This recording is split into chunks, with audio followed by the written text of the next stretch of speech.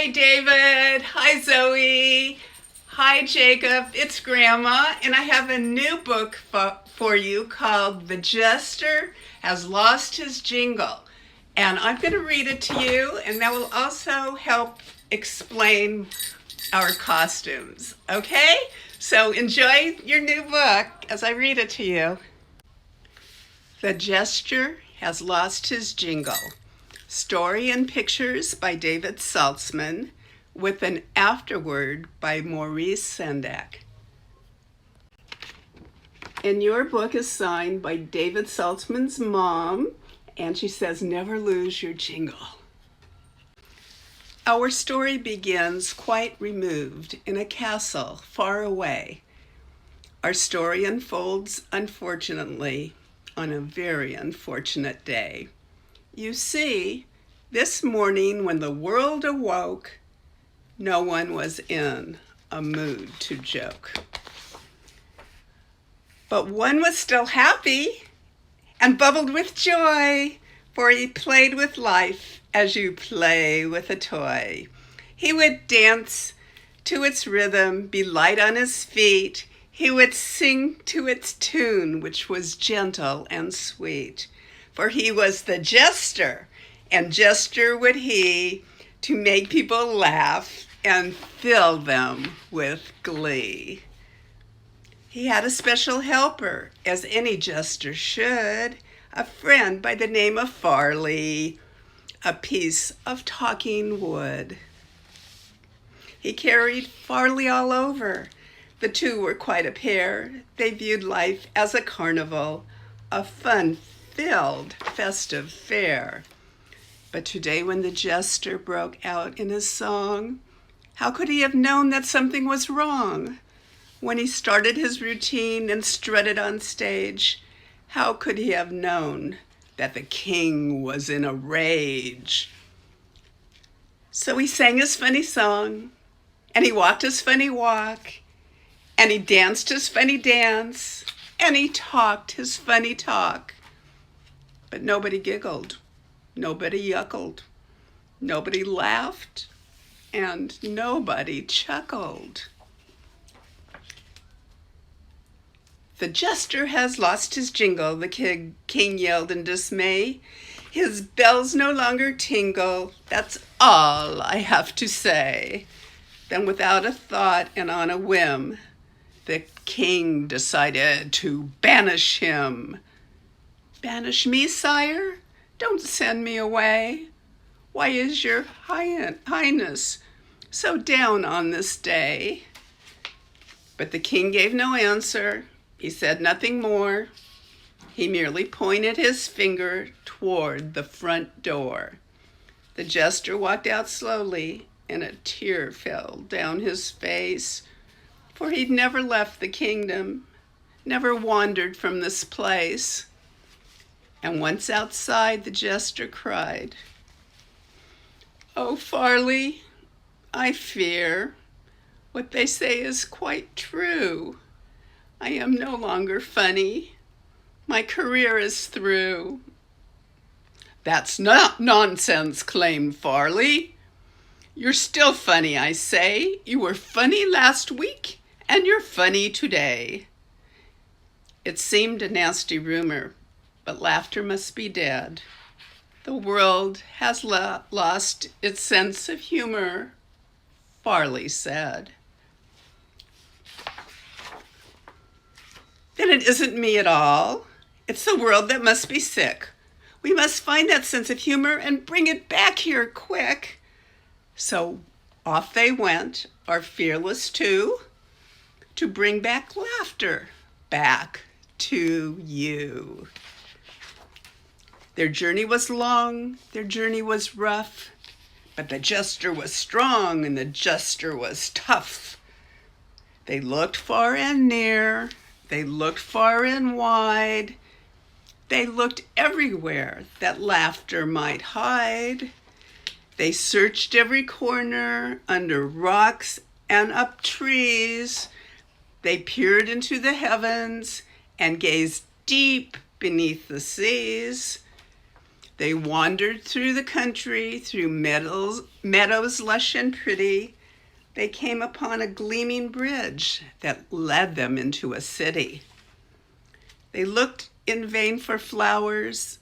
They heard no songs or birds, but they saw lots of angry faces and heard lots of bitter words. Everyone here is so moody. Everyone here is so mean. I must confess the city is the saddest place I've ever seen. Maybe someone here can tell me. Maybe someone here might know. How come people aren't laughing? How come spirits are so low? Ask that man, Farley motioned, that man over there, the thin one in the alley with tangles in his hair. Okay, said the jester, I'll give it a go. Why are you not laughing, sir? I'd really like to know. It's kind of hard to laugh or joke when you're unemployed and completely broke. I have no job. I have no money. So tell me, Jester, what's so funny? Oh, Farley, I fear it's much worse than I thought. Is laughter something these people forgot?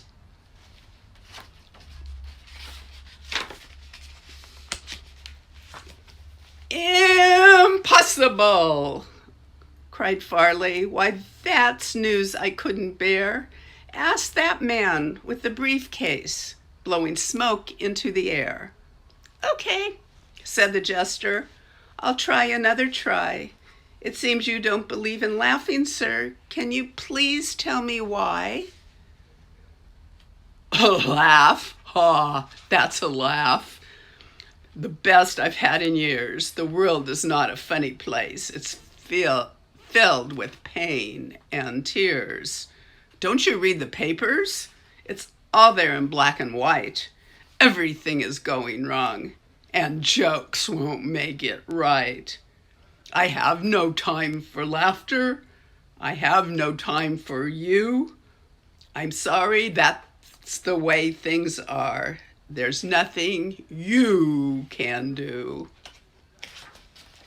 I don't believe him, Farley said. We know he must be wrong. Our search for laughter must continue. Time to move along. The jester looked up at the sky and he let out a woeful sigh. He fought back tears and shook his head.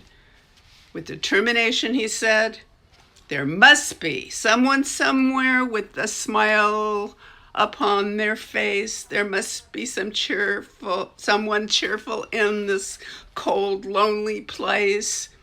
Say, look at that tall building. Perhaps we'll find the answer there.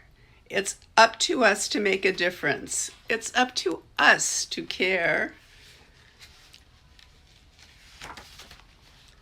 What of her? What of her? Asked Farley. That little girl in bed? The one who looks so fragile with the bandage on her head? Hello, little girl, the jester said.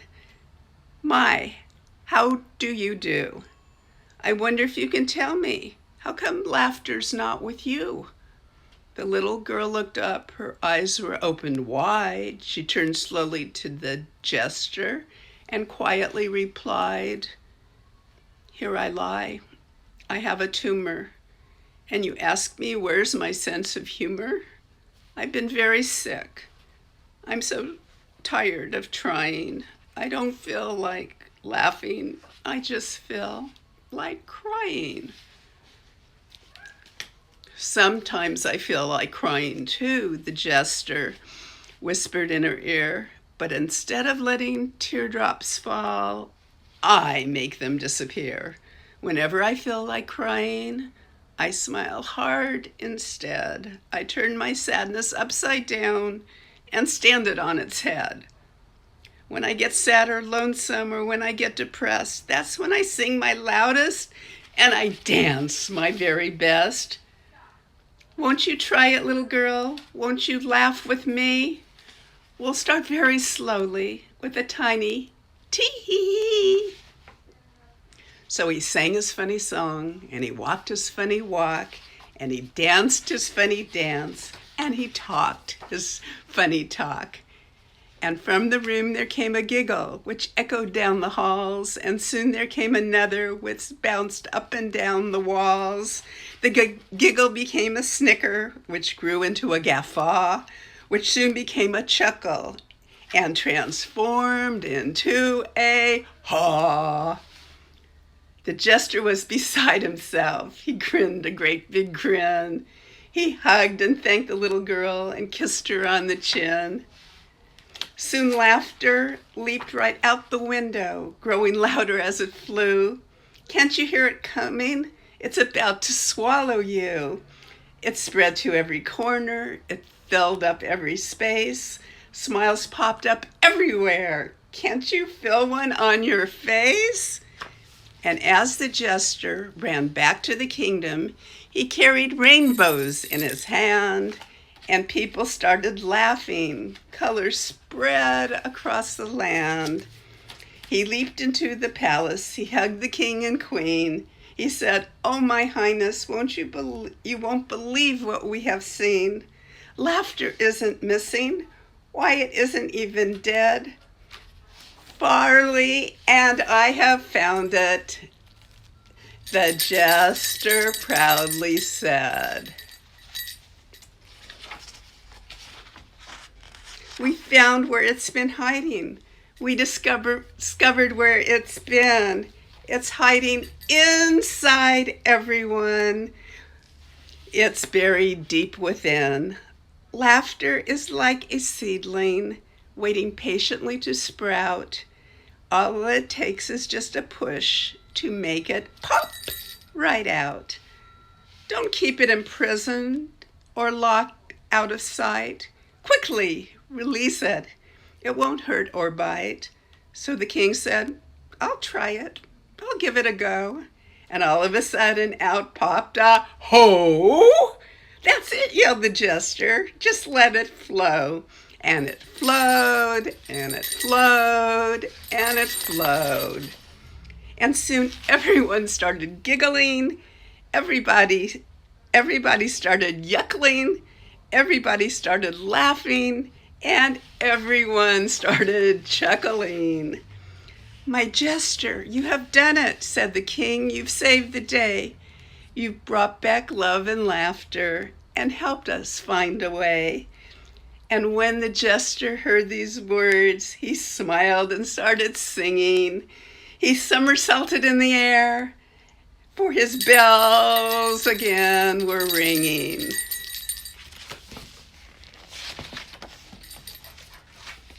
So when you're feeling lonely or sad or bad or blue, remember where laughter's hiding. It's hiding inside of you. Enjoy your new book. I love you. Bye-bye.